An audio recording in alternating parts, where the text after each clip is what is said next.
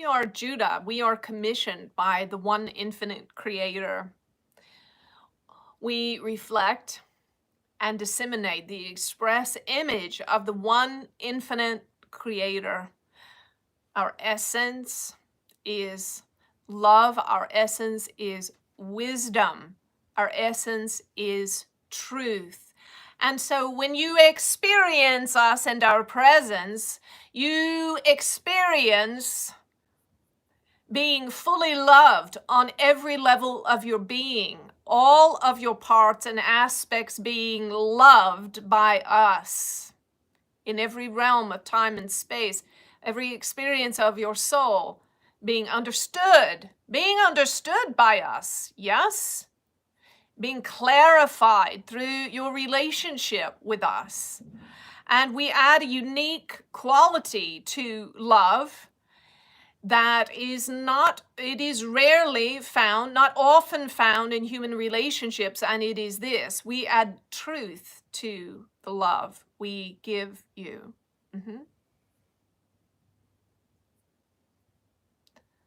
For truth without love is a weapon to harm. And love without truth is soft. It is foolish. It is dangerous.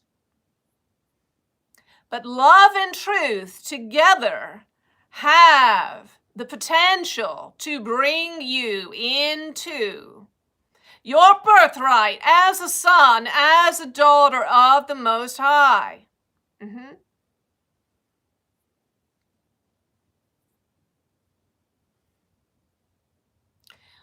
So whenever you are here, we will never, as they say, blow smoke up your skirt. Because this is not love, and love is what we are. So we will guide you with truth and grace and mercy to go with that truth. Always the grace and mercy to change, to be free, to be lighter, to be brighter, to be better, to be more of what you are and less of what you are not. This is why we bring truth to you, because we care about your freedom. There are many institutions in the earth established around relationships to protect relationships from harm, potential harm, to protect, seemingly protect, this is a fallacy, from hurt, from failure. And these institutions are bringing bondage. For you see, to love someone is to give them freedom. And to give them freedom is to love them. And if love seems to exist, but there is not freedom in the love, in the relationship, to be who you are and do what you want to do, this is not love. It is a false form of love. It is an egoic counterfeit. Love and freedom must go hand in hand.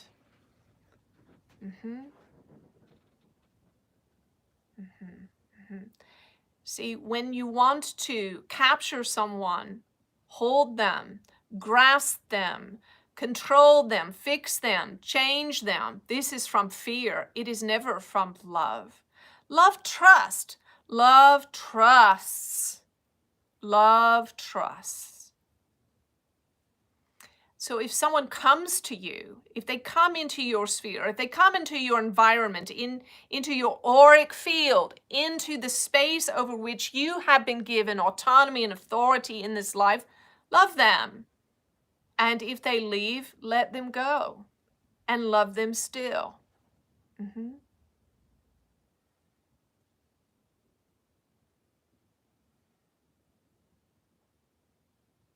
You are infinitely loved by us, by Judah.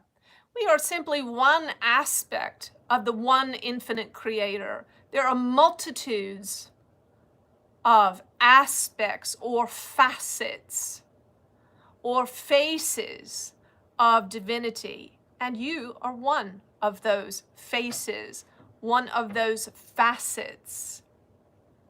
We are simply your big brothers and sisters, just a step ahead of you, a little more enlightened than you, but you are on your way. You can ride our coattails if you wish. Hop on. You ride our coattails all the way into your perfected state, your pure and infinite state.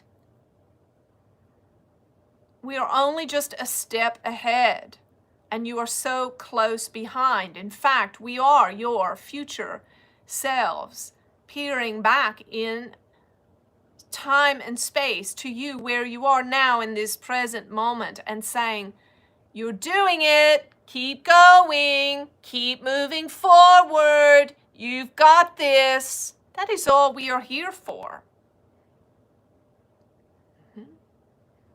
Now, whatever we share, we are sharing from the wisdom of having lived a few more lives than you, of being a little further along in our evolution of consciousness.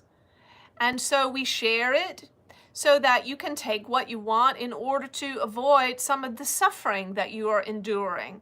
Some people say, well, I must suffer, or this has happened to me, this thing has happened to me in order that I might learn. Well, you can suffer to learn, or you can simply learn without suffering. Sometimes some of you need suffering as motivation, but it's not necessary. You can learn whatever you need to learn without having cancer, without having your heart broken, without losing all your wealth. You see, you can learn what you want to learn by simply opening up and receiving. Receiving.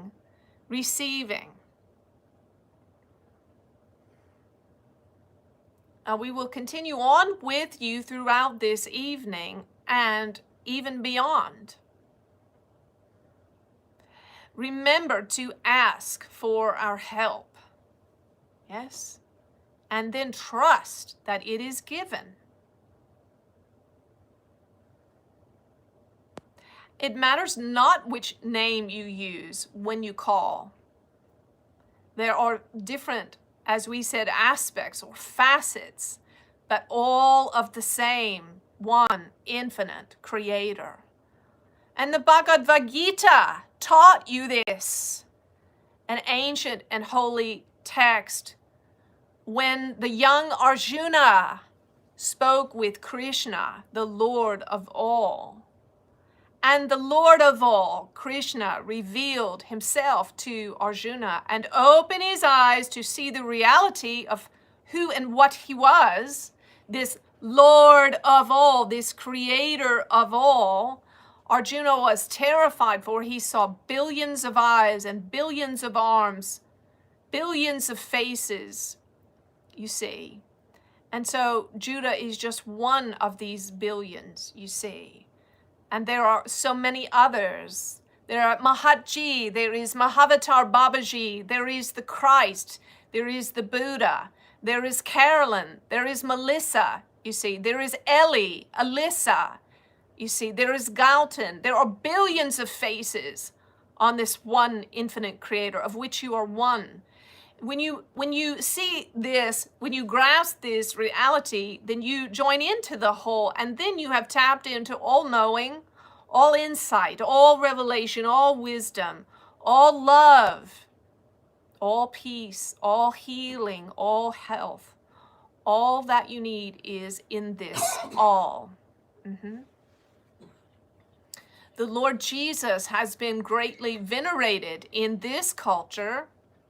Yes, and rightly so. But he is only your brother. Is he the Son of God? Yes. Are you the Son of God? Yes. And so it is not his desire that you worship him. It is his desire that you be him, that you understand that he was simply here to be an example of your potential, of the possibilities. Yes?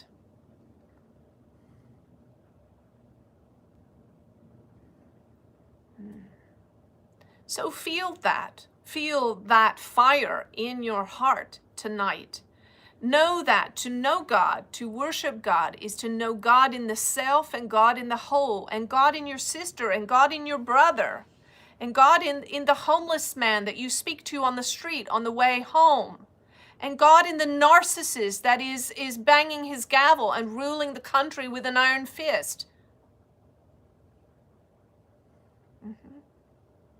God is all at once both terrifying and utterly compassionate and motherly. God is in all of it.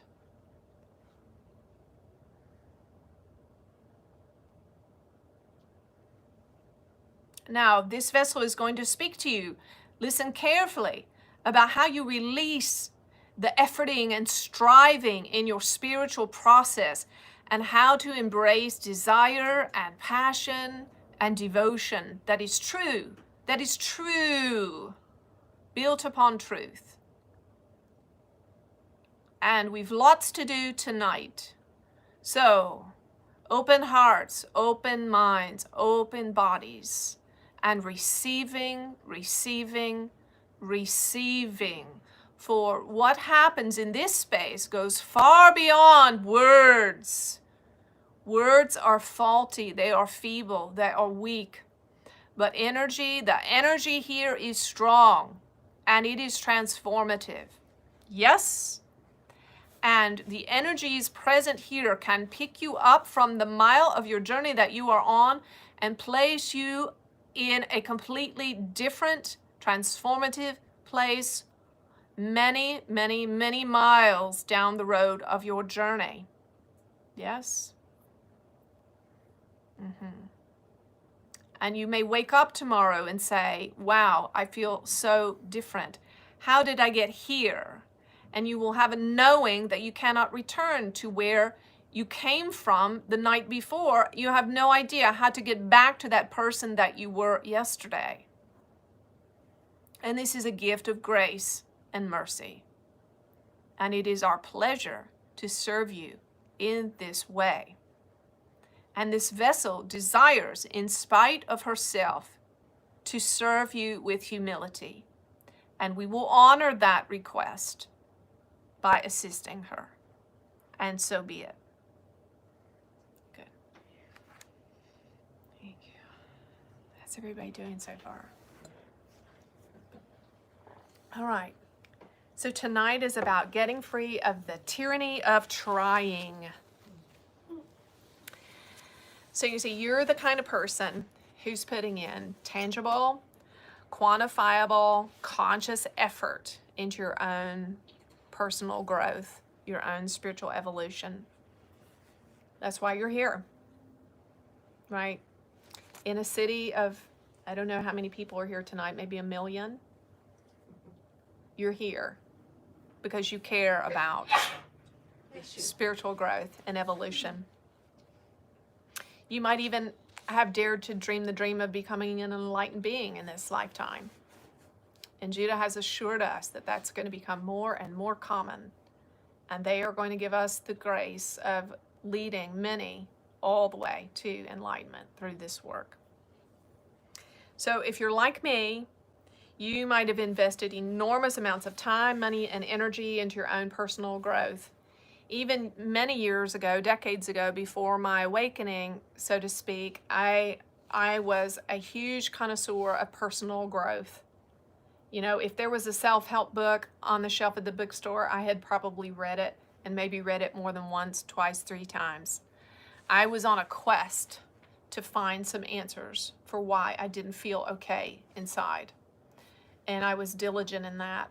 I even had a friend years ago who was going to get a master's in psychology, and I literally took grocery bags, 3 or 4 grocery bags full of self-help and psychology books to give her for studying for her master's program.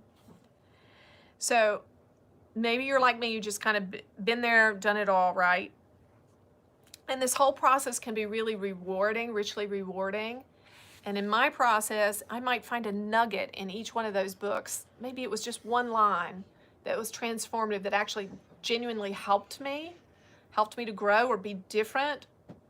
And all of that's valuable, right? But those little nuggets can it can be like mining for gold in a deep, dark, bottomless coal mine with a head lantern and not a lot of fresh air, right?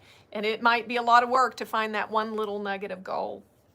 So this is why we come to a place like this, right? Because we want to begin to discover not just the little nuggets, but we need the whole, to understand the whole treasure chest full of gold, running over with gold of who we are and really experiencing who we are. I mean, I don't know about you guys, but I'm all about acceleration. I don't want 5 or 10 more lifetimes like this one. So this process of spiritual growth can be confusing, it can be frustrating, it can be exhausting, especially if you don't have guidance, good guidance. And so trust yourself too, right? When you feel a connection with somebody and you feel some life come from something that's said or a shift come for you, trust yourself and follow that. So if you've had a lot of engaging in spiritual context or religious context, but you still upupset or disturbed a lot of the time inside, or you're still manifesting, just BS stuff that you don't want, yeah, then unfortunately that can cause us to draw some wrong conclusions, even have some subconscious beliefs kind of taken on board, like, I'm not doing it right. I'm broken. I must be a bad person. Another wrong conclusion could be, I must have done something in a past life and I'm just strapped to this karma and I don't know how to get rid of it, right?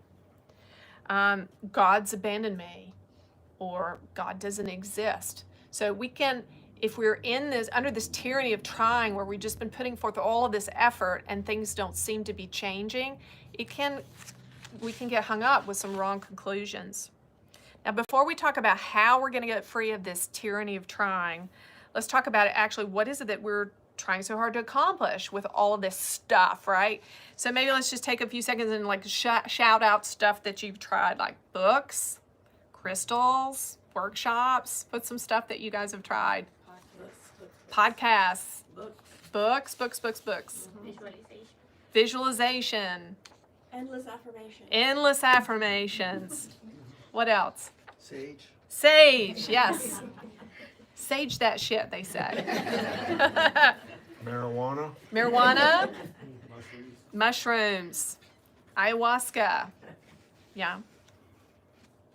What else? Life coaches. Meditation. And sometimes still don't feel different, right? Yoga. Therapy. Retreats. Silent retreats, fasting, going to church, wearing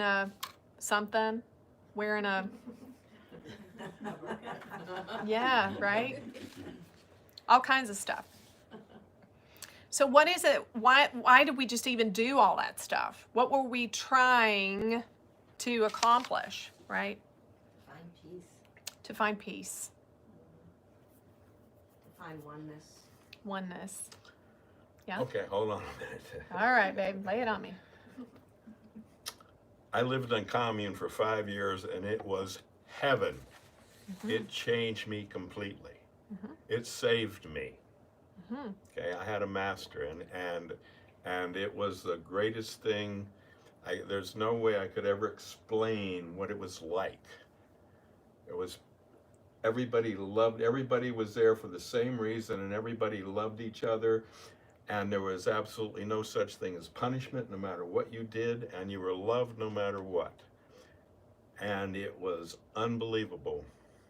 And there was no tyranny of trying there. There was no efforting. The work was effortless, wasn't it? Yes. It was truly, work was a worship. Mm-hmm. It's like, I am so grateful for being here. I am so grateful being surrounded by this unconditional love. I don't mind cleaning toilets. I don't mind sweeping rooms. I don't mind doing whatever. Yep, we're going to be talking about that. Okay. So I just want to put that in there. Yeah, thank you. And you can interject some more later too on that. So based on my personal experiences and the messages of Judah and what we've learned from Judah, here at the Judah channel, our perspective about personal transformation and the process of enlightenment Awakening and enlightenment is a little different than some of the other stuff out there on this topic. I view spiritual and emotional maturity as the same thing. I view spiritual maturity and emotional maturity as the same thing. So all of us are always operating in one of three positionalities or states of being. We're either an adult, a child, or a parent. So in any given moment of any given day, you are either being an adult. I'm talking about your inner position, your state of being, your emotional, mental state. An adult, a child, or parent. When we're in our adult self, when we're operating in our adult self, we are being our soul. We are operating from soul. We are operating from our eternal essence, our higher self, our divinity. We are connected. We are connected with source and angels, and we are in a flow state, operating from soul, from our eternal aspect. Okay, what is enlightenment? Enlightenment is when someone is 100%, 24/7, every day of the year, operating as this adult, as this soul that's just in a flow channeling state. Yeah. When I get to the point where I'm just channeling Judah all the time, nonstop, that's when I'm fully embodying enlightenment. Okay. And then we're being an adult. Your soul is infinitely wise. You've lived many, many, many lifetimes. You've been a mother, you've been a father, a brother, a sister, an aunt, an uncle. You've been a rich man, you've been a poor man. You've been a whore in the street, and you've been a chaste virgin and a nun. You've been all of those things. You've been all of it, you see. So this is where it's a fallacy for us to get hung up and think, well, I messed this up, or I did this wrong, or I can't forgive myself for this. Well, you've already done all this stuff in many lifetimes, so you might as well just drop it and forget it. I mean, you've done heinous things that you have absolutely no cognizance of anymore. Yeah. So in every moment of the day, we're either being adult, the parent, or the child. So the adult is when we're embodying our soul and we're in high wisdom. And we have access to all knowledge, all insight, and we can act, we're acting from love and wisdom.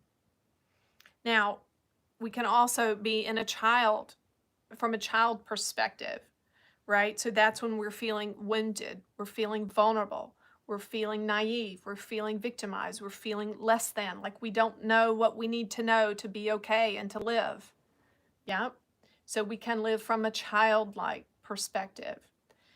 And we can also be operating as from a parent standpoint, which is, now the child and parent, these can be ego roles I'm talking about. Okay, I'm not talking about the purity of a childlike innocence, from a soul state. I'm talking about from a more ego state. So we can be in the parent role, which is when we are in vanity and we think we know better and we've got the answers and we have opinions and rules, and everybody should do what we think because we know best, right? So our adult role is our soul. Our child role usually comes from fear, when the ego is manifesting in us as fear. And then if we're in a parent role, then that's the ego manifesting as vanity or pride. Yeah.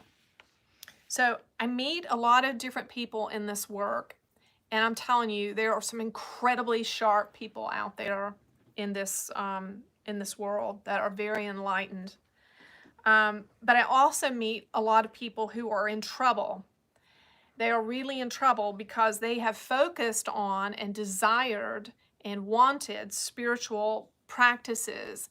They want to hear angels. They want to see ETs appear in the room. They want to channel. They want to have the goody, shiny, exciting stuff of spirituality, right? That's they're drawn to that, and it's important to them.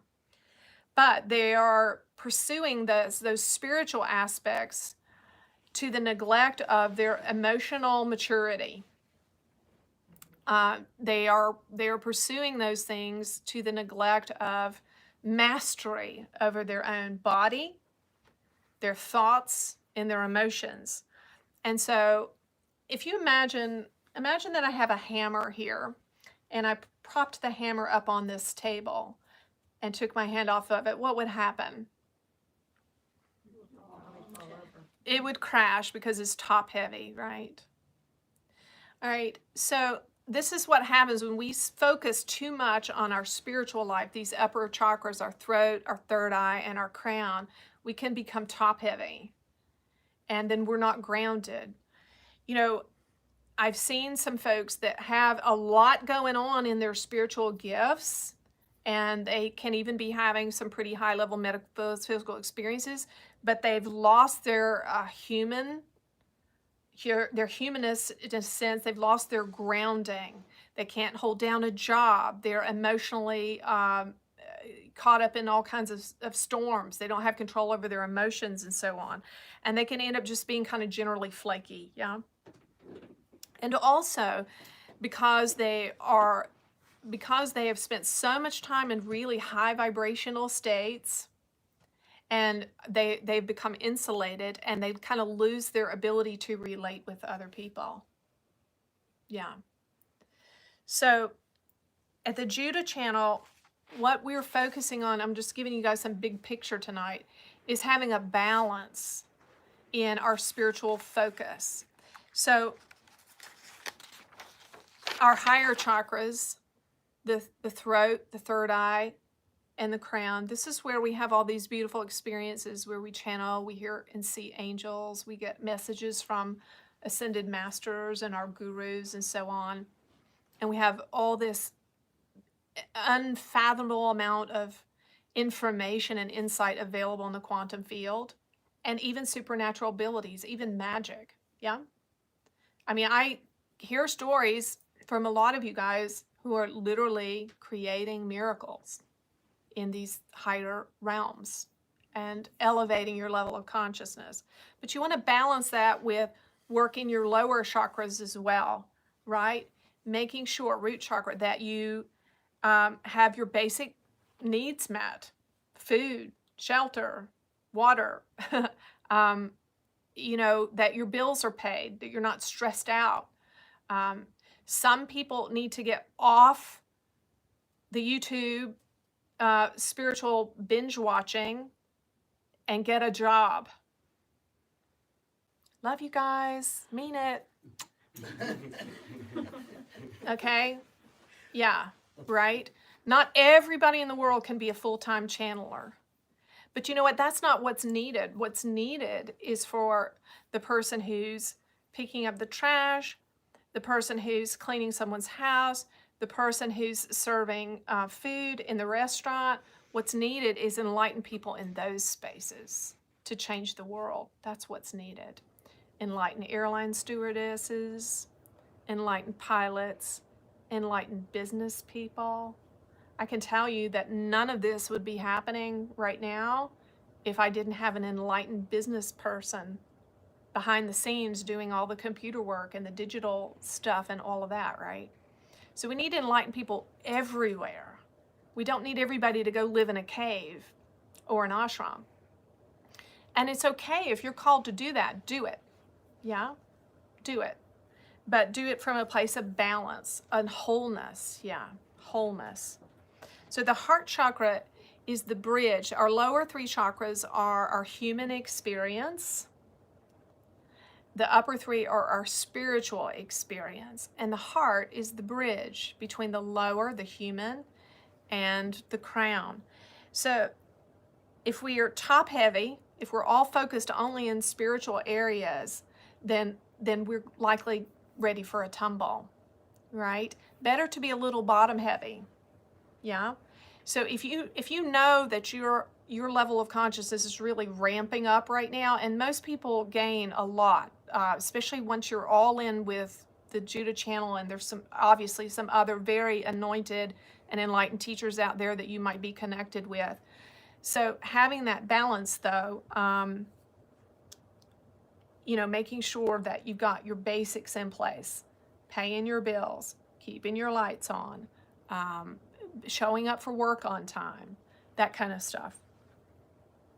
Okay, so how do we find this balance? I'm going to listen for a moment.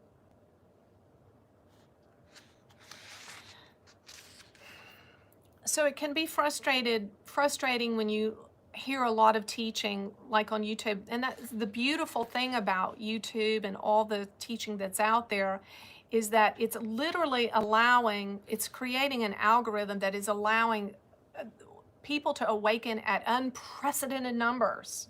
It is literally going to change the whole world as we know it, and the possibility for humanity. Yeah. I meet people every week who've done really nothing outside of just watching enlightened teachers on YouTube, and they are literally breaking the ceiling in their life, and being completely transformed. And these are people who are knocking on the door of enlightenment. No kidding. Because they've been committed to learn in this way. So this is changing so much for us. But it also can create some challenges, because there are people who are undergoing these changes that don't have the benefit of skin to skin, eye to eye, family contact, connectedness to help bring balance in some areas where they can't maybe see exactly what they need to know about themselves. If you're trying on more than one idea or more than one practice with several different spiritual teachers, it can be hard to understand what's working and what's not. And you can accidentally attribute growth to something that maybe didn't actually cause it. And you can also feel harmed by or lacking and attribute that to something maybe that didn't actually cause it. Does that make any sense at all? And so if you become exhausted with all the effort and the trying, if you feel discouraged, it becomes easy for the ego to say, well, that teacher was wrong about that, and point fingers there. Or point fingers back at yourself and looking at all those beautiful spiritual people and think, well, what's wrong with me? Because I'm still struggling with this, and I'm still struggling with that and the other. But understand, when you watch teachers like myself and others, you're not seeing everything about how the sausage is made. We have bad days too, and act out and have difficulties and problems. Yeah? So you're not always seeing how the sausage is made. Isn't that right, Chuck? He's zoned out. You know, when I came into a full-on awakening, I started having these rages. Now, I was in my 40s, and I had never been an angry person. And that's really true. I really had not. It would be highly, highly unusual for me to be angry about anything up until that point. Now, I struggled with depression a lot because I repressed a lot of anger. Now, when I came into a full awakening, I started occasionally having these rages, and they were nasty. They were not pretty at all. Yeah? But it was something I had to go through. That was a real energy, emotion in me that needed to move. Yeah, so don't be fooled. Spiritual growth is not always pretty. As a matter of fact, sometimes it's scary. And I have talked to people even that have been locked up in a mental facility when they have undergone certain spiritual experiences and transformative experiences, because they didn't have anybody around them to give them insight or understanding as to what they were going through. Mm-hmm. So remember, the ego's always pointing fingers. It will tell you that your healer or the teacher or the book you read or the course you did or whatever is not working or not okay. Or you'll point the finger back at yourself and say, there must be something wrong with me. Everybody else is getting it. Well, trust me, they're not.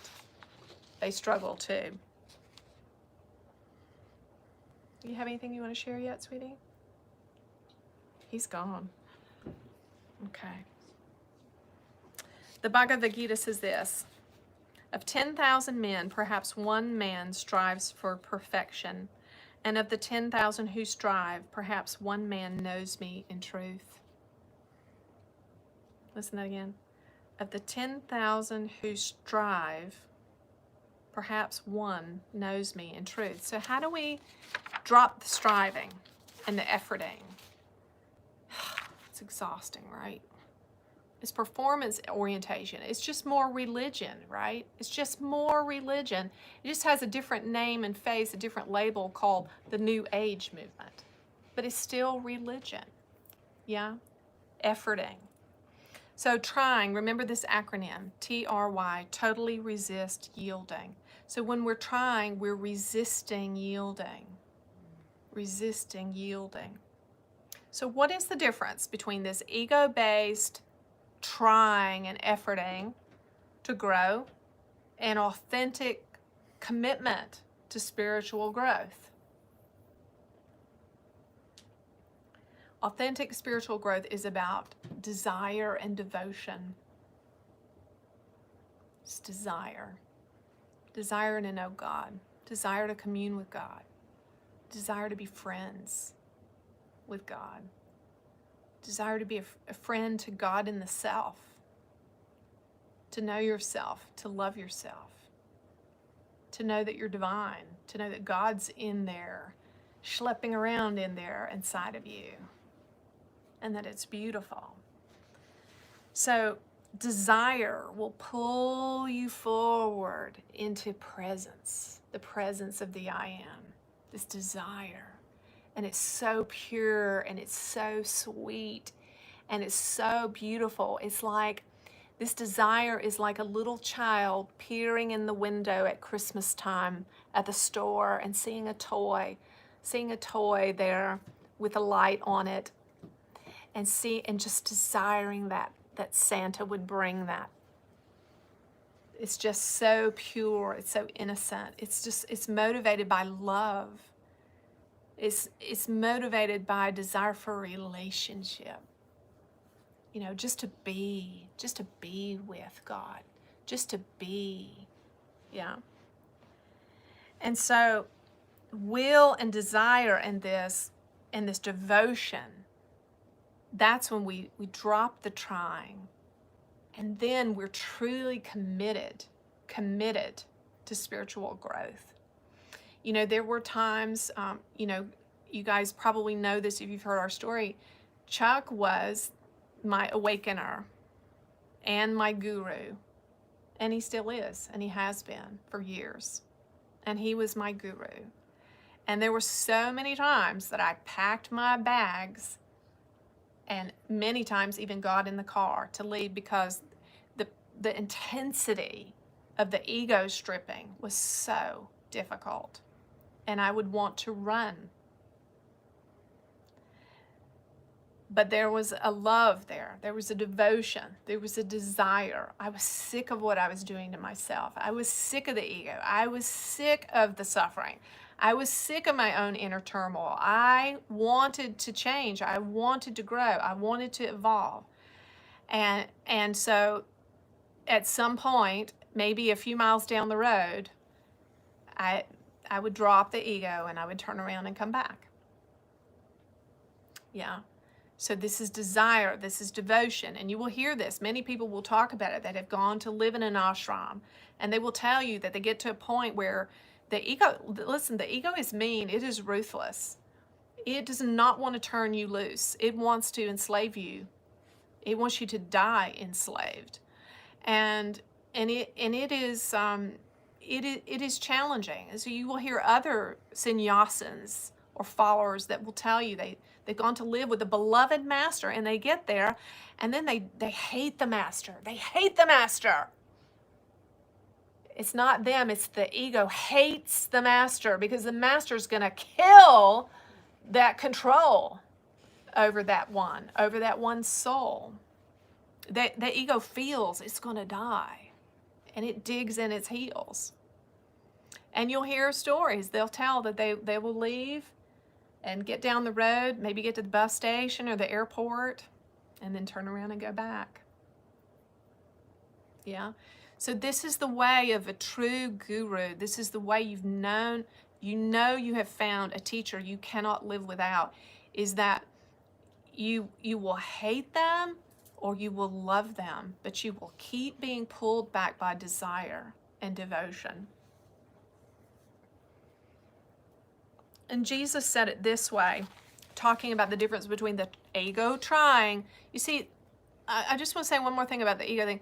So the ego is slick, right? So when you get into a spiritual life and you're coming out of the drugs or the alcohol or the cheating or whatever it is that you've done that you don't want to do anymore, maybe it was being some, narcissistic business person, or I don't know what your thing was, right?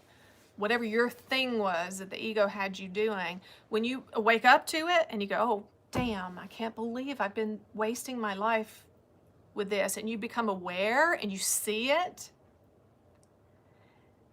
then the ego will pull another nastier trick on you, and it's this. It will overlay you as you turn away from what the ego has been doing in your life towards spirituality. It will get you to put on that same efforting and striving and performing onto your spirituality. Yeah? It will make you feel guilty if you didn't meditate today.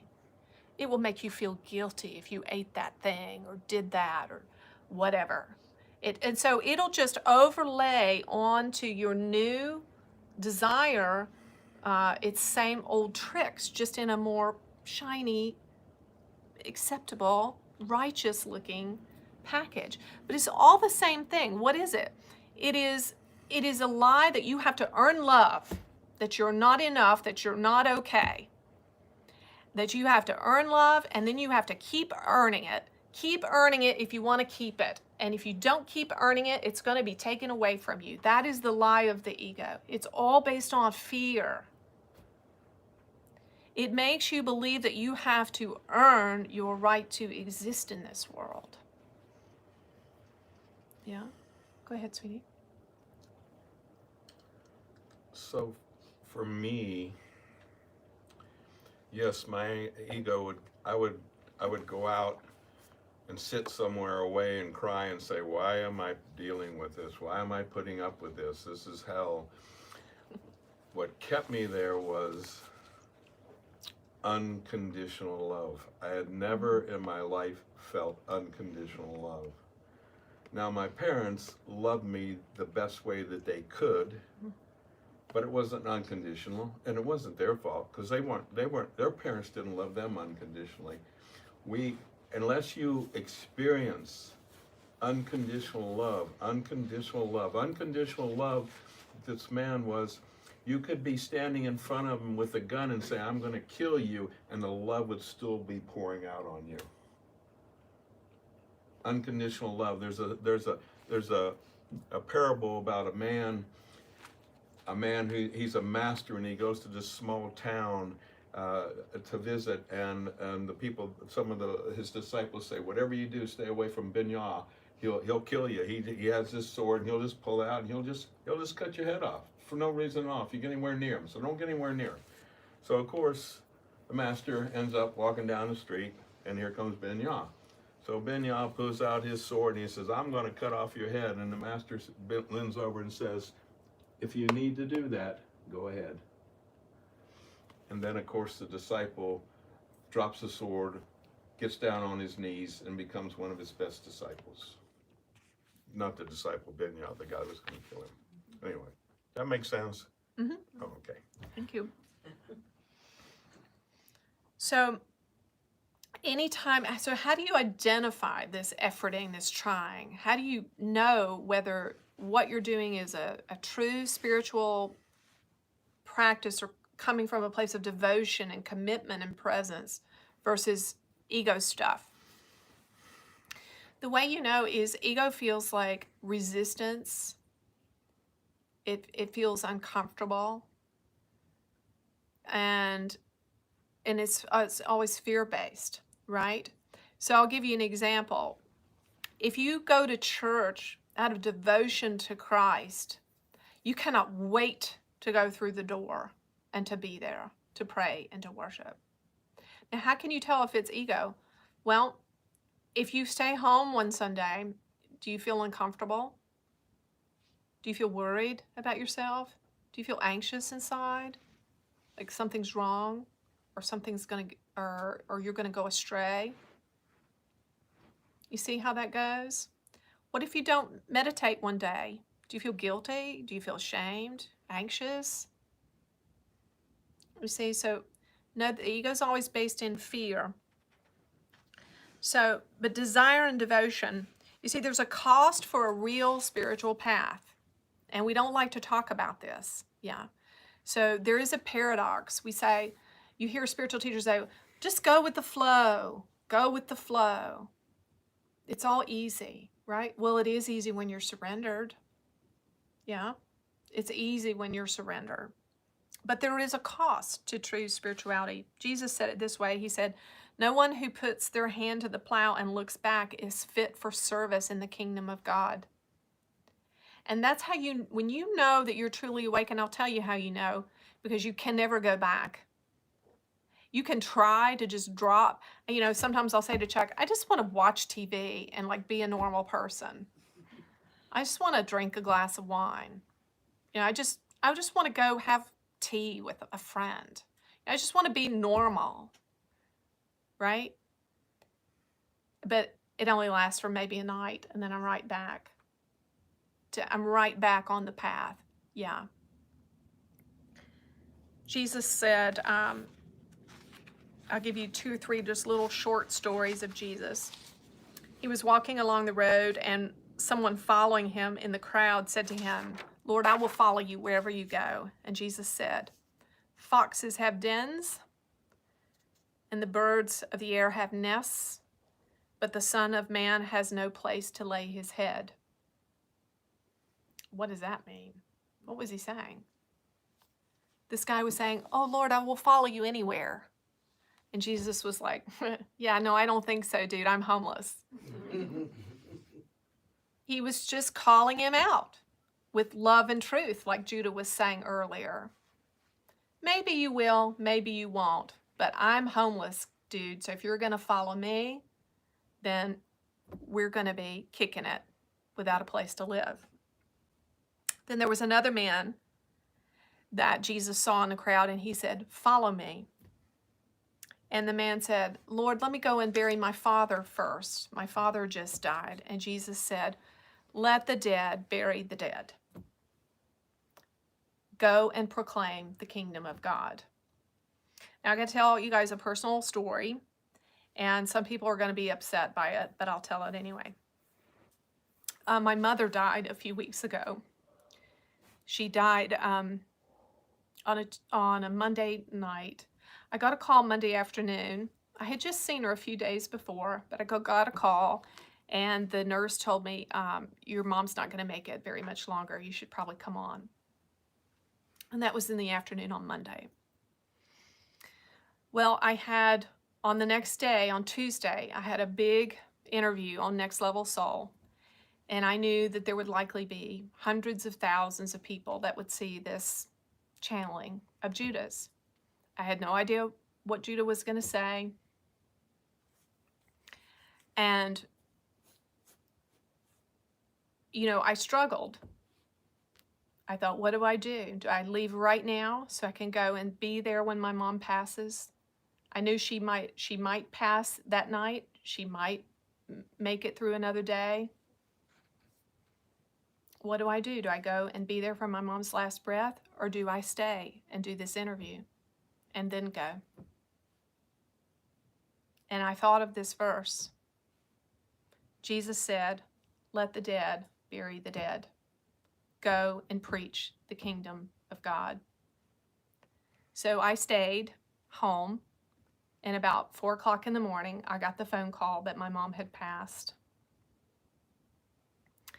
And so I talked with the caregivers, and I stayed on the phone with them for a while until things had kind of settled and all of that. And I went back to sleep for a little bit. I got up and I did the interview with Alex. And then I went to go and take care of things with my mom. Did I do the right thing? I don't know. I don't know. But I did feel like there was a prophetic message in it because my mom's name, my mom was the matriarch, the oldest of 5 sisters, and her maiden name is Church. Church. So she was the matriarch or the eldest of the church sisters, the 5 church sisters. And I laid in the bed and I thought about that, and I thought about the show Next Level Soul. And what I heard in my spirit is it's time for the church women. The time for the church women is over. It's time for the next level of the soul. So it was a tough call. Like I said, I don't know if I did the right thing or not, but it's done now. There's no right thing. There's just what is. Yeah. So then there was a third story. Jesus said to another one, come and follow me. And he said, I will follow you, Lord, but first let me say goodbye to my family. And Jesus said, no one who puts their hand to the plow and then looks back is fit for the kingdom. And the last story I want to share from Scripture is from Job. And I don't know if you guys know the story of Job, but it's actually like the most ancient of the Scriptures known, I think, of all the major religions.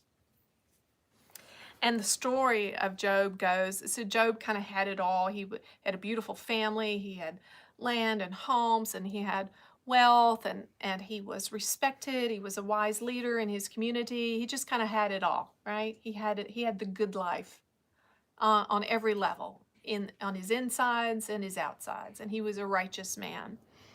And the story goes, the devil came along, and he said to God, actually, God said to the devil, hey, have you seen my servant Job? He loves me. He's devoted to me. And the devil said, yeah, but not if you took away his wife, not if you took away his children, not if you took away his health, not if you took away his reputation. And so one area at a time, God gave the devil permission to strip Job, to strip him of his wealth, strip him of his family, take his wife, take his children, take everything that Job was dear to Job. And so he endured incredible suffering. And the story even says that he was covered with boils all over from the top of his head to the bottom of his feet. Yet he would never curse God. He never cursed God. He complained. He spoke his truth, but he never turned his back on God. And there's one little verse in there that says, where Job said, though you slay me, Lord, I will trust you. Yeah? So when we suffer and we don't know why we're suffering, we can say, even if you take my life, God, I'm going to trust you. I'm going to trust you. So Yogananda said this, God realization is attained only by great effort on the part of the yogi, that would be you, and by divine grace. God withholds final illumination from a devotee, however perfected he might be, who does not wholeheartedly desire him. Yeah? And you don't even have to know what or who God is, right? Maybe it's Allah, maybe it's Jesus, maybe it's your guru, maybe it's the Buddha, maybe it's the divine feminine. Who knows? All of that. God can never be described with a term. You could never find a word that could explain or label the infinite majesty of all that is, that holds the stars into place. Were you guys here the night that we channeled Lars? And Lars started shouting about the majesty of how God could hold the moon and the stars in place without falling from the sky. And what was so cool about that channel is you could feel the awe and wonder that he had for the Creator. So last few things, I'm going to have some fun. So in our ego efforting, there's this, the message is, you haven't done enough, do more. Yeah? The higher self, the devoted one, says, I'm enough. I'm in love with my Maker. I already have this intimacy. This relationship is mine. The ego craves knowledge, but the higher self, the soul, the adult, craves experience. So all, we've said this before, I'm going to say it again, everything we do in the Judah channel and in a moment like this is just talk in the hopes that there'll be a breakthrough moment where you will experience divinity. Well, you'll experience in this room. You'll feel it in your physical body, in your mind, in your emotions, and when you walk out, you feel different. I know that's happened for some people in here, right? Yeah. The ego always wants to force what isn't working. A square peg in a round hole, forcing it. Yeah? But in our devotion, our desire, we allow and we love. And we let things and people go their own way. We let things and people go their own way. Lao Tzu, in the pursuit of knowledge, every day something is added. In the pursuit of the Tao, every day something is dropped. Less and less do you need to force things until finally you arrive at non-action. When nothing is done, nothing is left undone. True mastery can be gained by letting things go their own way. It can never be gained by interfering. The ego says, effort more, try harder. The soul is all desire, passion, inner commitment. Commit. Sometimes we just need to say, I commit. I commit to meditate. I commit. Yeah? The ego says, you're lacking something. Hurry, quick, find out what it is. The soul says, I have everything I need in this moment. The ego says, you have to earn love and keep earning it if you want to keep it, if you want to hold on to it. But the soul, the adult in us says, I am love and I am loved. I am love and I am loved. I am love and I am loved. I love life. I love myself. I love the Creator. I love everything that's happening to me right now. I love it all. Even the stuff that hurts. I love it. Like Job, we might be covered with boils from the top of our head to the bottom of our feet, but we will not curse God. We trust that we're loved and that something is happening for our good. The ego shames us and punishes us for mistakes, perceived mistakes. But the soul laughs at mistakes. It just laughs. It doesn't feel any guilt or blame about any of it. And it just decides what it wants to do differently. The ego will pressure you and make you feel like things are urgent. When things start feeling urgent for me, that is my cue to stop. To stop and do nothing until this pressure and urgency passes. Now, it can be frustrating for people that are doing business with me, right? Because they're waiting on their contracts or they're waiting on direction or something from me. But if there's an urgency and a pressure, I stop until I get direction. The soul is always relaxed, never urgent. It's content with what's going on right now. The ego is a malcontent. It's it wants, I need more, want more of this, less of that, more of this, less of that, more of this, less of that. And here you are, it's hamster wheel, more of this, less of that, more of this, less of that. Yeah? but the soul is content. The soul can be happy even when it's sad. Does that make sense? Even when there's sadness flowing, the soul is at peace. And the ego can never be happy. It will say, I can't be happy without X, Y, and Z. And the ego views problems as failure. If you have problems in your life, either on your insides or your outsides, the ego will say, you're failing. Get it together. Get your shit together. Right? But the soul knows that problems are par for the course. Problems are just life. Yeah? Just because you have problems doesn't mean you're failing or that you're missing something. It's just part of the human package. So finish with this. Lao Tzu said, act without doing, work without effort.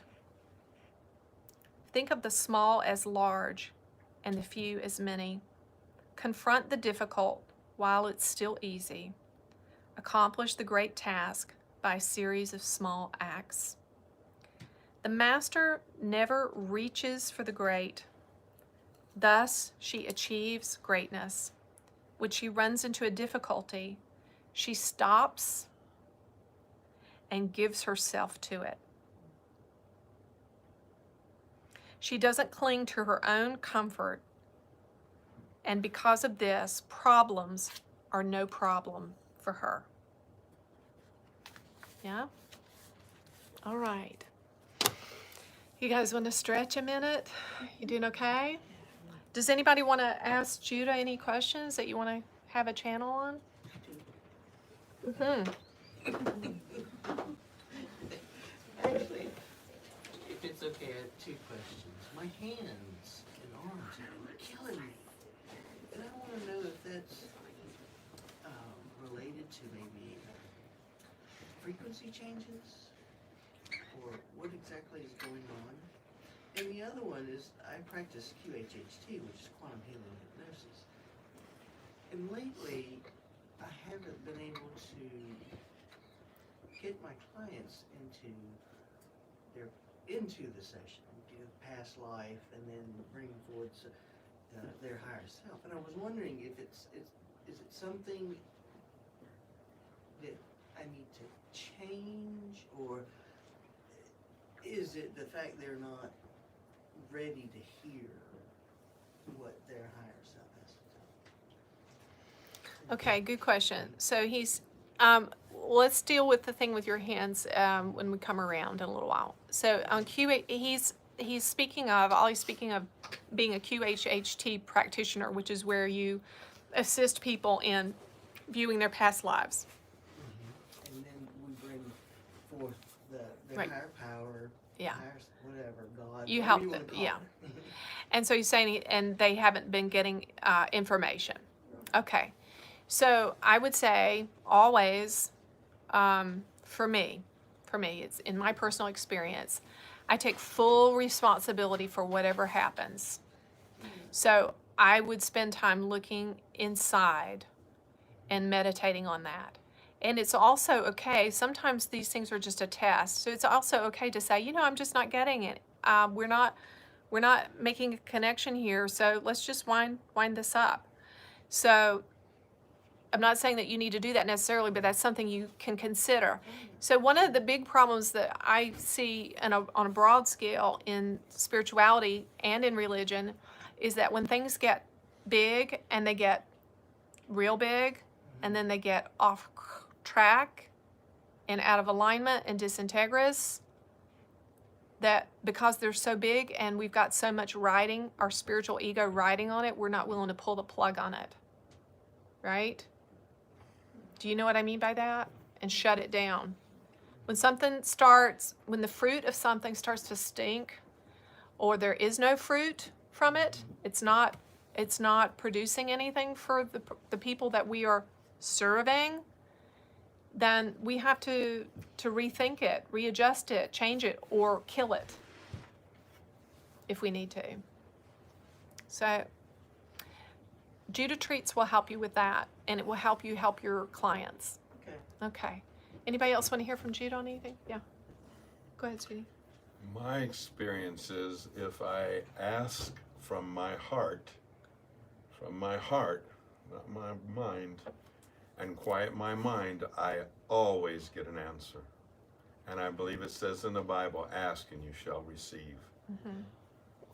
And one thing I will share too, Ollie, is that as we grow in our own personal, as we focus on our own personal interior work and we grow and we elevate our level of consciousness, then the miracles that others receive through us will exponentially increase as well. So let me give you an example. If you went to, let's say a tarot reader, maybe one of you likes to give tarot readings, or even a prayer warrior. Let's say you go to a prayer warrior or a tarot reader. Two different modalities. If the person who's praying for you or the person who's giving you a tarot reading is at the level of consciousness of shame and fear, they can't help you. If they're at the level of pride, they can help elevate you from shame and fear into pride, which is a step up.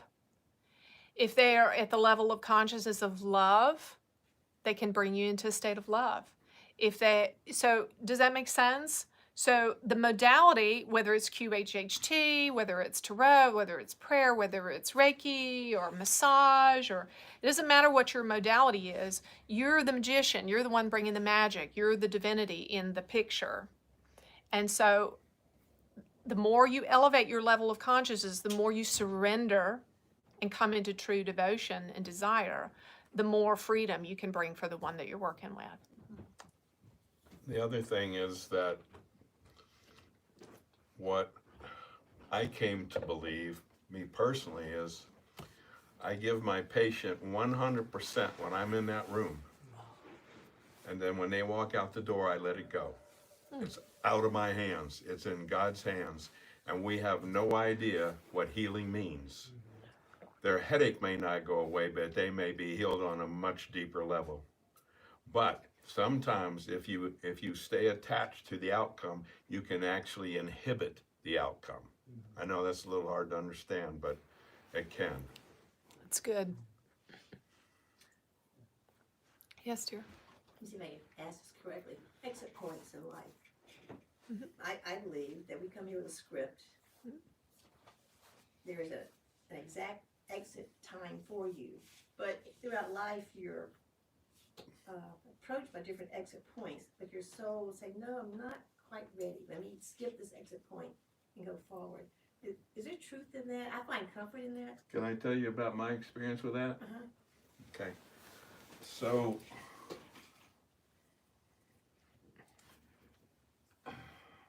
there was a time when I was checking out. I thought, okay, I've had a great life. I've accomplished everything before I met her. And, it's like, I'm ready. I'm interested in passing. I'm interested in seeing what it's all about.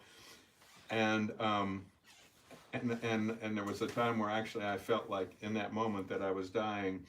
And then later on, and this has happened several times now, and it happened not too long ago. You remember? Mm-hmm. And so when we asked a higher power, Judah or whatever, I was told that I had 5 exit points in my life. But when it comes time, the soul can decide differently. Mm-hmm. That's what I believe too. Mm-hmm. Good. Yep. Thank you. And this is kind of interesting. I was told years ago by the Syrians that I was given permission to pick when I want to leave my body. Mm-hmm. I was told that. We'll see. I don't know. And Chuck and I, just for the record, we are huge proponents of conscious death, and Ram Dass has a lot of great work on that if you want to check that out. The Book of the Dead, the Egyptian Book of the Dead is very... Tibetan Book of the Dead. tough. Does anybody else want to ask Judah a question? I have a question Yeah. in regards to the Bhagavad Gita. Uh-huh. Is it easier to read the book or listen to the audio? We listened to the audio over and over and over. Both are good. Which book is it? Bhagavad Gita. Yeah. I recommend Stephen Mitchell's version just because the translation is really, it's modern, so it's really understandable. And also, Stephen Mitchell is a really anointed man. He's married to Byron Katie, who's an enlightened being. He's just a really enlightened writer, and when he reads it, there's a lot of power on his voice, and it's on Audible. So it's the Bhagavad Gita by Stephen Mitchell. We listen to it all the time. You will get more out of listening to it. You can read it too, but he puts the energy into the words. He really does. It's pretty amazing. And when I first time I heard it, this is kind of interesting. I mean, it brought tears to my eyes, especially the one part where Krishna, that's what he does anyway. It opens up and shows Arjuna, everything that's inside him. And Arjuna, it's funny because Arjuna, after that happens, Arjuna finds out who he is, and he says, "Oh, I'm so sorry if I ever tapped you on the shoulder like you were my friend. I'm so sorry if I ever did this or that to you," because he realized. But anyway, so that it just his how much he loved him and how much it meant to him. See, and like you said, the reader puts a lot of that in there, and it's really, really very powerful. And just for context, if you're not familiar with the Bhagavad Gita, it's the ancient Hindu text. Yeah. And so it was written much before the Bible. So it's very likely, and there is some historical evidence for this, that when Jesus was 13, in the Bible, there's a gap in the life of Christ from the time he was 13 to the time that he was 30 when he entered his public life and ministry. So there is historical evidence outside of the Bible that he actually was trained by Hindu masters. And so it's very likely that Jesus studied the Bhagavad Gita and was trained by enlightened masters in the Bhagavad Gita. And once you've read the Bhagavad Gita, and then you go back and read the New Testament, you will hear it. You'll read the words of Jesus and you'll think, oh, I see, he got that from his training by Indian masters. But I think if you're coming out of, I'm sorry, just wait one second. If you're coming out of Christianity and a deep religious background in Christianity, I recommend two things.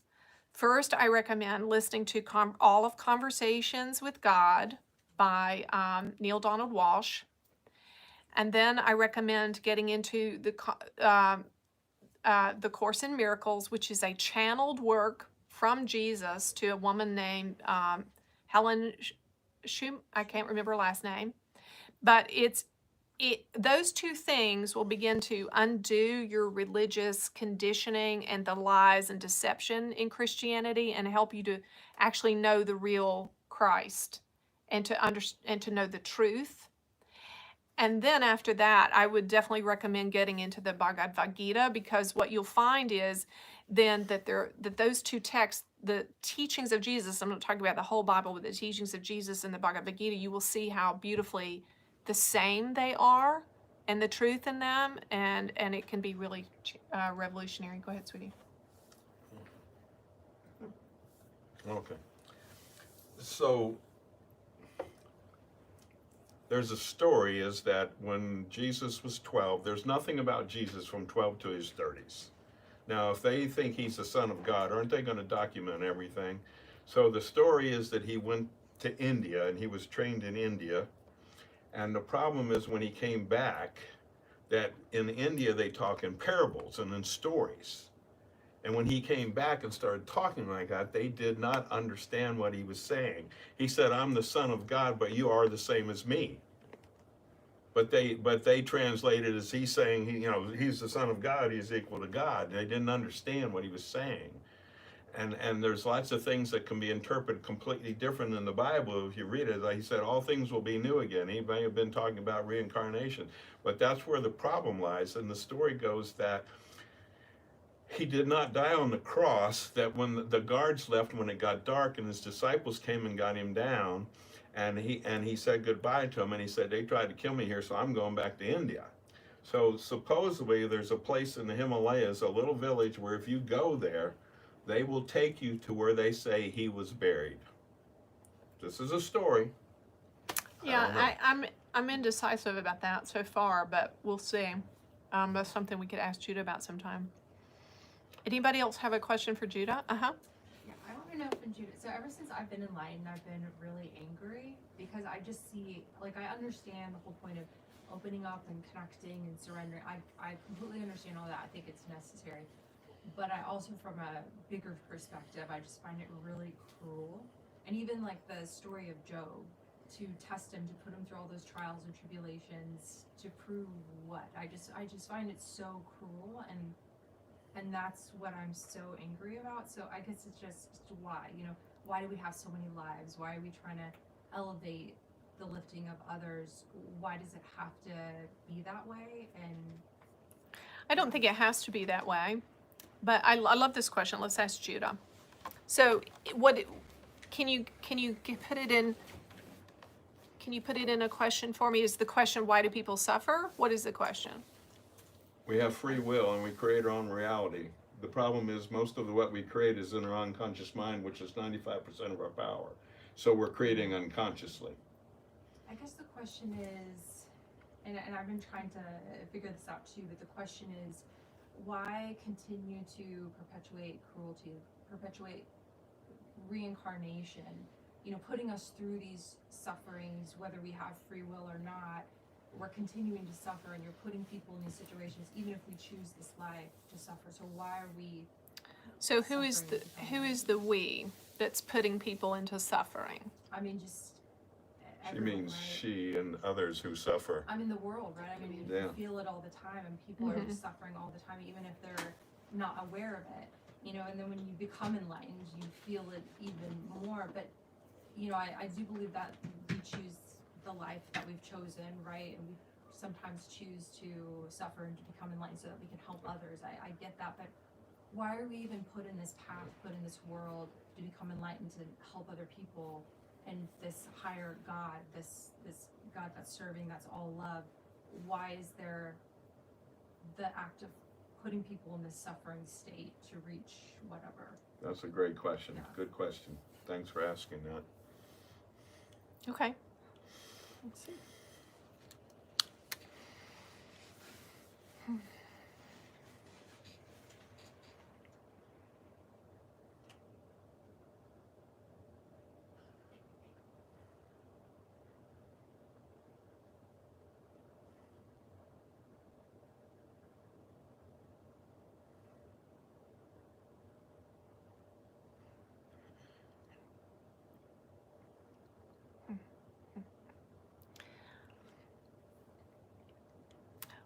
We will answer this question.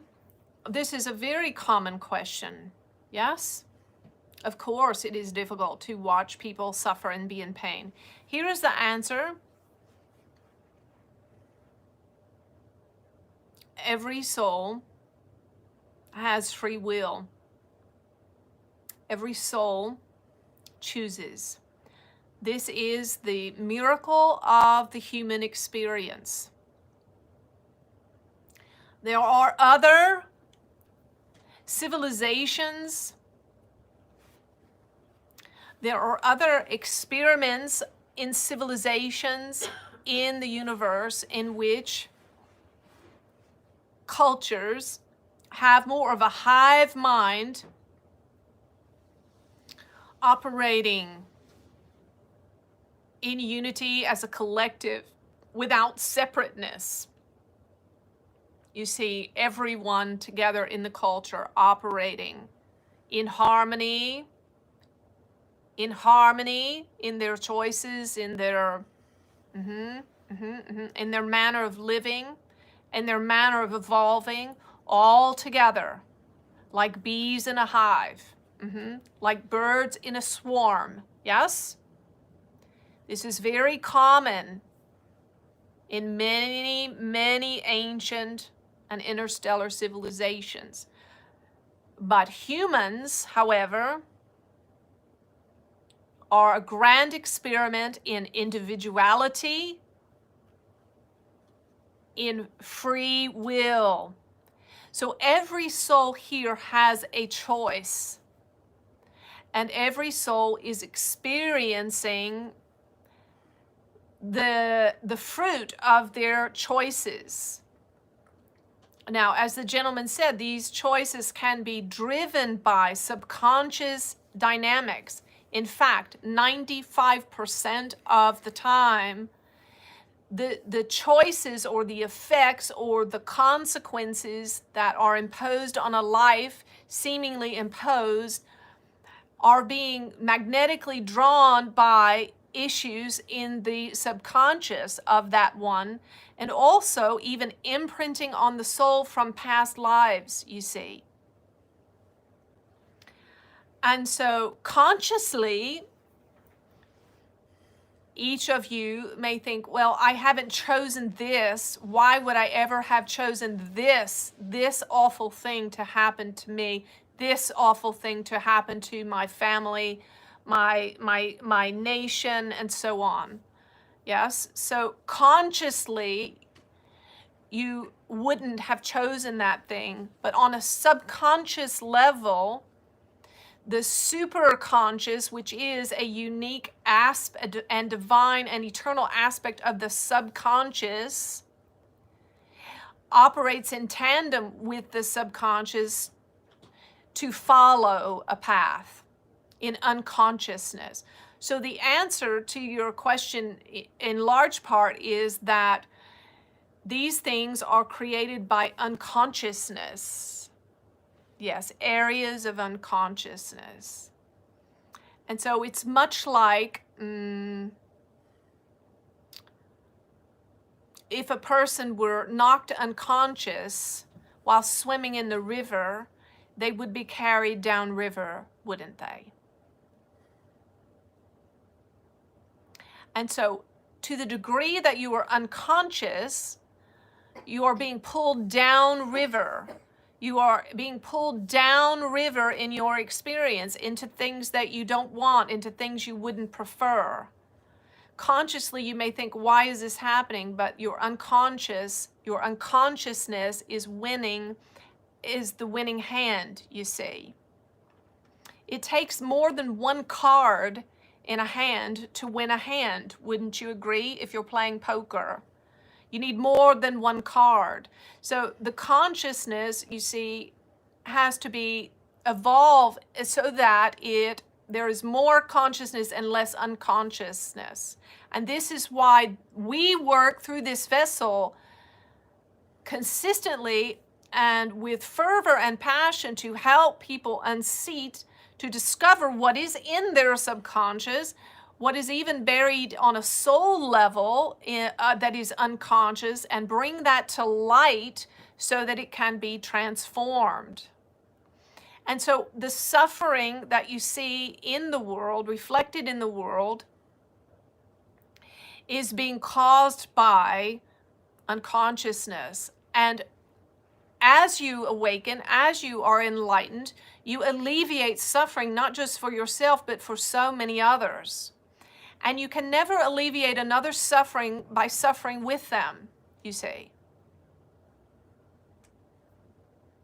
But you can alleviate your own suffering through becoming more conscious. And when you are conscious, your consciousness is a light unto those in order to wake them up. Do you have any more questions around that? We want to really try to answer this for you. Yeah, why put them here in the first place? And who is the them you are speaking of? The unconscious. Well, people who die in unconsciousness will reincarnate and come right back in the same unconsciousness. So why put them through that? And who? Again and again? Well, the nature of life is that it's never extinguished. What's the higher purpose of reincarnating to reach what goal? the purpose of life is to live now, my dear. Life never ends. It never ends. And so what we want to ask you is does there need to be a goal? Well, first we will tell you there is a lot more that comes after enlightenment. Enlightenment is just the first rung on the ladder of all that is to come for you and for others. But does there need to be a goal? Is there an attainment that is needed?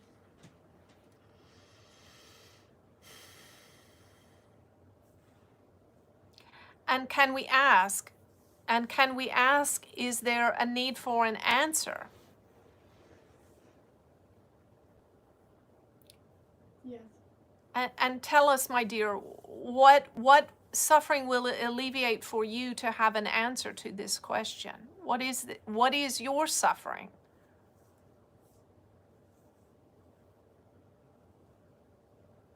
I mean, to end suffering. Yes.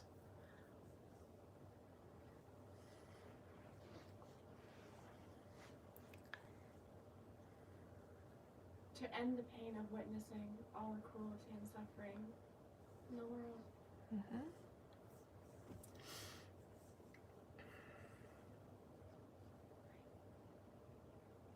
Yes.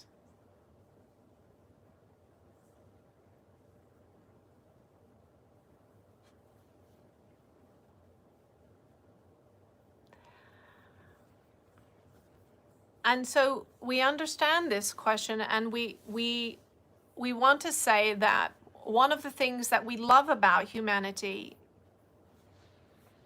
is this ability to have compassion.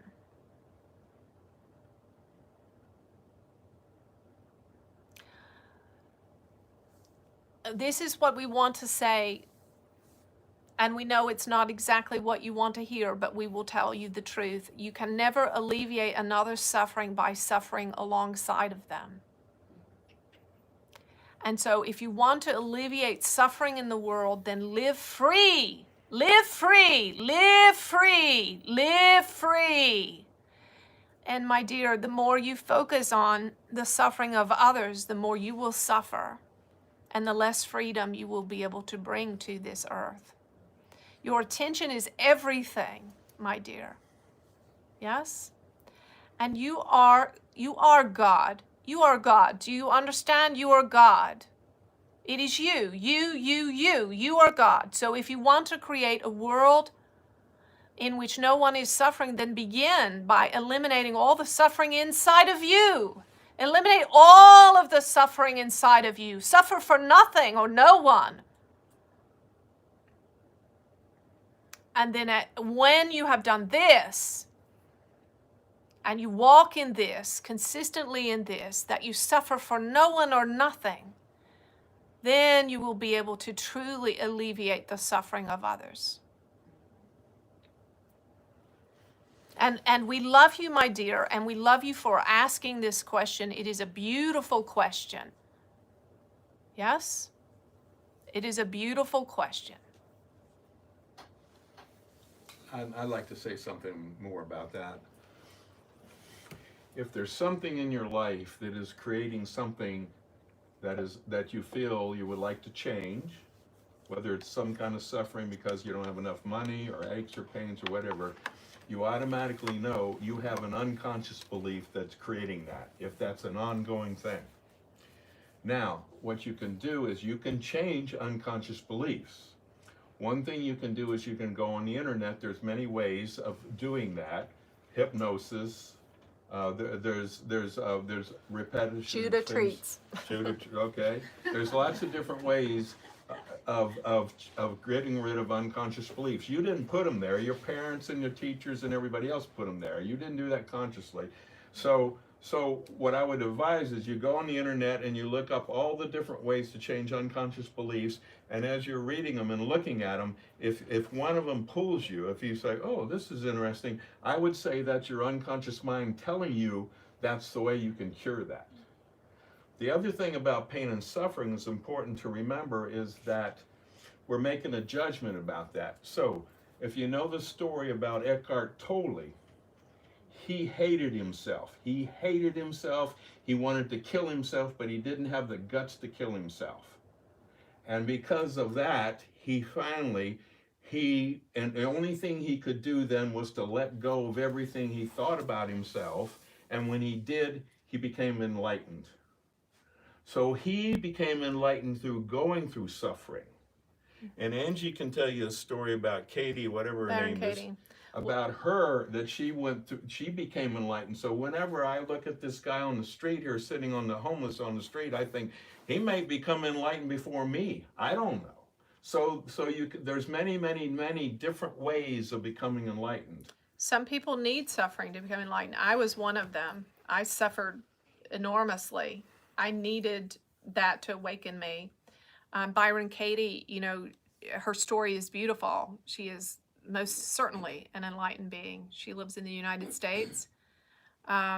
She was living in a halfway house. She was a total wreck, a total wreck. She was such a mess. She couldn't get anybody to take her in to help her. She was had been suicidal for years, slept with a gun under her pillow, rarely came out of her bedroom. Her children and her husband were terrorized by her. A halfway house for eating disorders finally took her. The people who lived in the halfway house with her were so terrified of her that they actually booby-trapped the top of the stairs there in front of her door because they were scared that she would harm them. And she was laying on the floor one night. She was so shame and guilt-ridden that she wouldn't even sleep in the bed. And a roach crawled across her leg. And she looked at it. And something happened to her. And she was instantly enlightened. And her story is amazing. She was revolutionized. A whole different person. She didn't even remember the names of her husband and children. She didn't even recognize them when they came to get her. And this woman is really transformational, and she had zero spiritual background, zero religious training, zero spiritual background, no meditation, no books, no seminars, no crystals, no nothing. And this woman was instantly enlightened, but hers definitely came from suffering. So, you know, I agree with what Chuck said. We just can't judge. Whatever we see, no matter how difficult and painful it might seem, we just have to trust that there's somebody out there, or somebodies, that sees and knows and understands more than what we see and know and understand. And we can trust in that. And I'm going to start winding it down so we can start spending some time with people, if that's okay. So what we do I'm going to say goodbye to our